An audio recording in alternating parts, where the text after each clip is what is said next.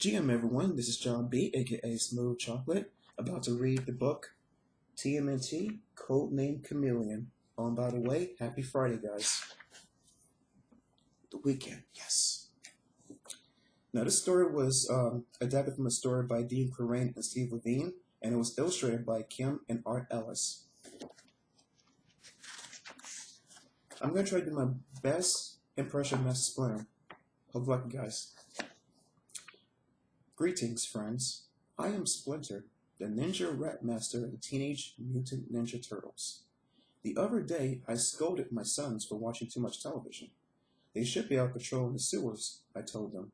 But when they had gone, I found myself glued to my favorite evening news program. Television really is a fascinating thing, and quite enlightening at times. Well, there is nothing like one's own weaknesses to blind one to the truth. Ain't that the truth? The TV news was indeed fascinating that night. April O'Neil had a chilling story to report. A police manhunt is underway for a double agent believed to have stolen top-secret weapons plans from the United Nations.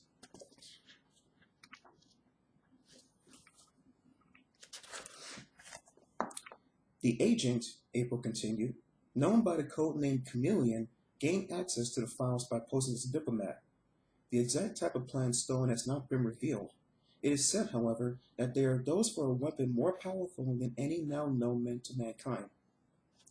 Splinter was not the only person glued to television that night. Deep under the city, inside his headquarters, the evil ninja Shredder also watched April's report. Visions of weapons danced in his head. Bebop, Rocksteady, he called to his assistants. I want those weapons plans, and I want them now!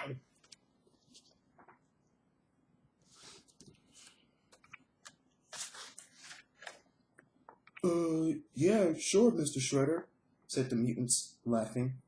Right away. The evil ninja took a deep breath. I will not tolerate another failure. I want you to find this chameleon and bring him to me. Take along a foot soldier and knucklehead. Use them as backups if you run into problems. Bebop and Rocksteady hurried out into the sewer. I can't imagine what this weapon can be, thought Shredder, but I want it. The crafty chameleon, meanwhile, was busy keeping himself along with secret plans from being caught. With the police in hot trail, he ran down a dark alley. Halt, or I'll shoot, yelled the police officer following him. Chameleon didn't halt. Ba-ting! Gunfire blasted off the alley walls. Chameleon was very twisted in this book. Time to shake this cough off my tail, Chameleon said to himself. But the alley was a dead end. There was no place to go. Crash! Chameleon jumped through a glass window and landed in a room filled with dressmaking dummies. How strange, he said, brushing himself off. No time to dwell on it now, however. I've got to move. He headed for a door marked basement.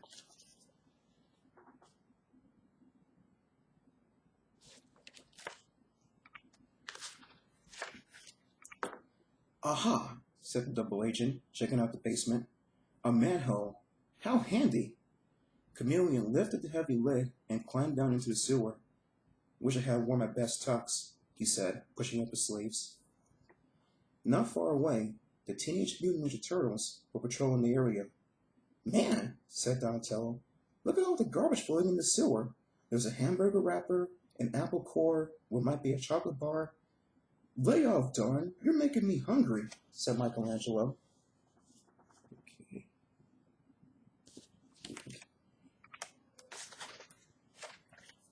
But Donatello continued.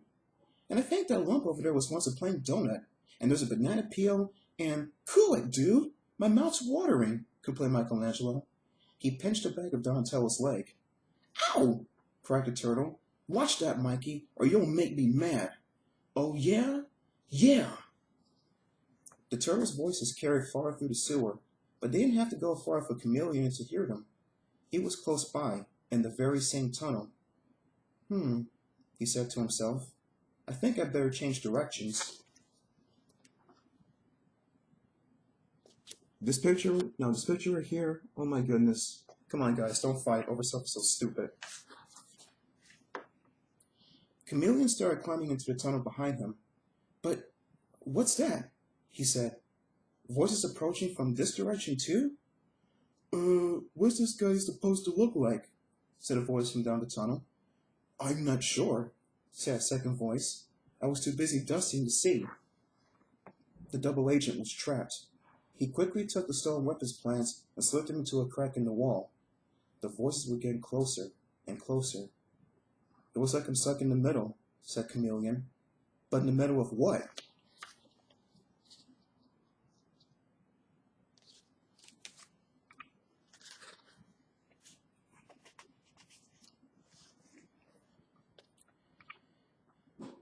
The Teenage Mutant Ninja Turtles stepped out of one tunnel. Bebop and Rocksteady stepped out of the other. Weapons at the readies, bros, cried Leonardo. You guys again, yelled Rocksteady. Chameleon tried to look inconspicuous. It didn't work. Grab that guy, Bebop said to Rocksteady. He's the Chameleon dude. Rocksteady wrapped his rhino arms around Chameleon. I'd let go of him if I were you, Rocksteady, warned Leonardo. Oh, is that right? Said Bebop, laughing. He gestured toward the tunnel he and Rocksteady had come from. I'd like to show you something, boys. Something special.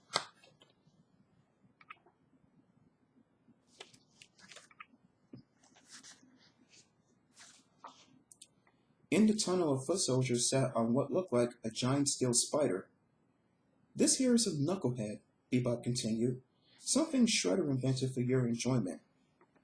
While the turtles readied themselves to fight the knucklehead, Bebop and Rocksteady escaped down the tunnel with Chameleon. Whack! Wham! The knucklehead easily repelled the turtles' blows. Raphael tried knocking the foot soldier out of the knucklehead with a flying kick, but instead, clunk! The turtle fell to the ground holding his foot. Leo, the foot soldier's a robot, he groaned.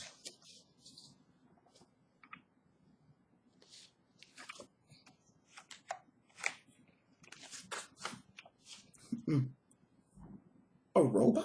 Said Leonardo. That's just what I wanted to hear. In an instant, Leonardo had sliced the foot soldier in two.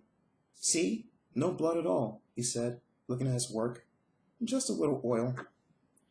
Back at headquarters, Bebop and Rocksteady had taken Chameleon to Shredder.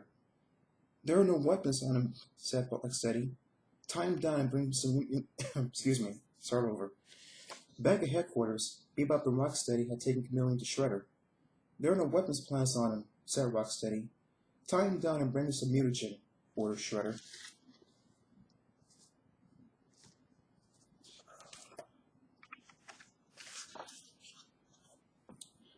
Can we take a deal?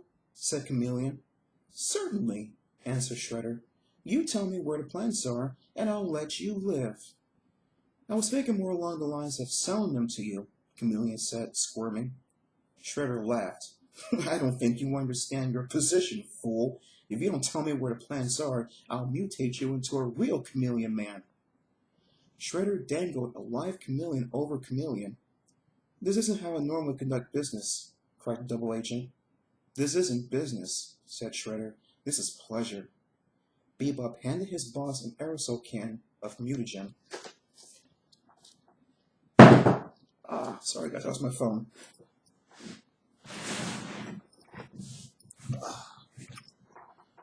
Put this thing over here so it can't cause any more trouble.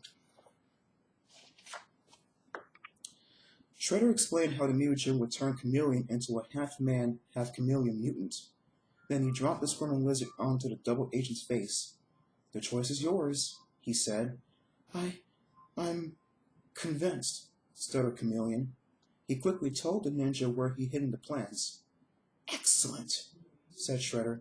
Bebop, Rocksteady, retrieve the plants immediately. You can release me, Shredder, said the double agent. Shredder laughed.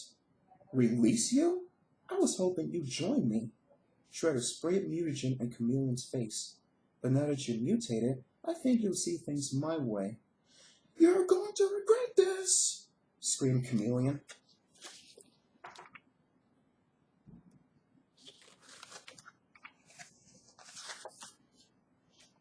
Suddenly, Chameleon was gone. Huh? Said Shredder. Where'd he go? Chameleon had made himself invisible. Through his mutation, he had acquired the chameleon's ability to camouflage himself. The double agent simply changed color to match the surrounding walls and made his escape. Meanwhile, in the sewer, the turtles were just recovering from their battle with Knucklehead. "Don't you think we've hung around here long enough?" said Raphael to his brothers. "We've got to find Bebop and Rocksteady."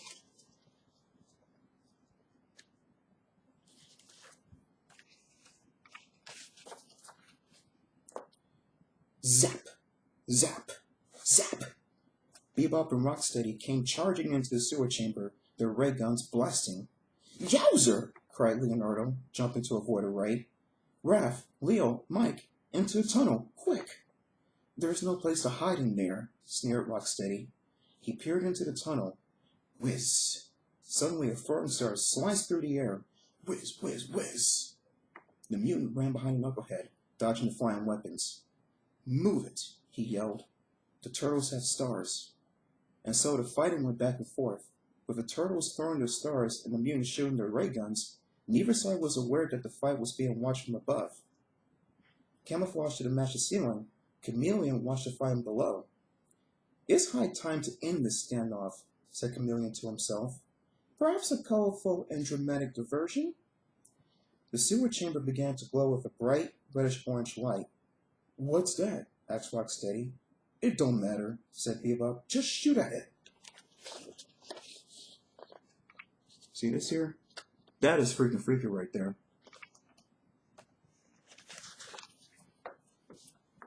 Bebop and Rocksteady started shooting over their heads. Chunks of ceiling fell to the floor.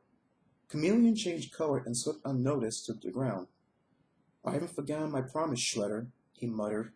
He slid out the stolen weapons plans from their hiding place and made his escape. He just stepped into the tunnel when the ceiling collapsed behind him. Rumble! From the safety of their tunnel, the turtles watched their chamber fall. The turtles watched their chamber fill with debris. "Man, we're lucky to have escaped that," said Michelangelo. "Lucky than Bebop and Rocksteady," said Donatello. "It must be buried under a ton of cement." Leonardo broke the silence. "Not much of a victory, is it?" he said.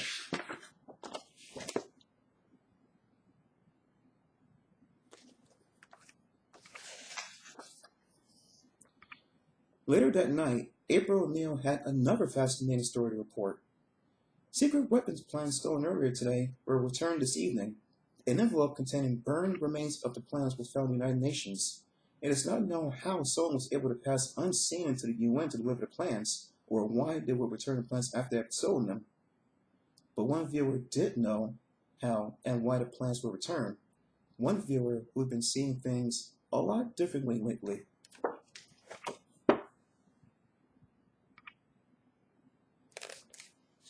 And guys, that's the end of Codename Chameleon. I gotta say, it's a little bit freaky or freakier than Fight for Eternal, which I read sometime last year. But guys, with that being said, this has been another read of TMNT. I'll do about a few more books in the series. I actually, I think there's probably 2 more books in the series I haven't read just yet. It might be either Return of the Shredder and Splitter's Last Chance, which I'm going to try to order from eBay sometime soon, if I can find them in very good condition. But guys, hope that you liked the read of the book today. And with that being said, this is John B, aka Smooth Chocolate here. Have a very blessed rest of the day. And also a very good weekend too, guys. Love you.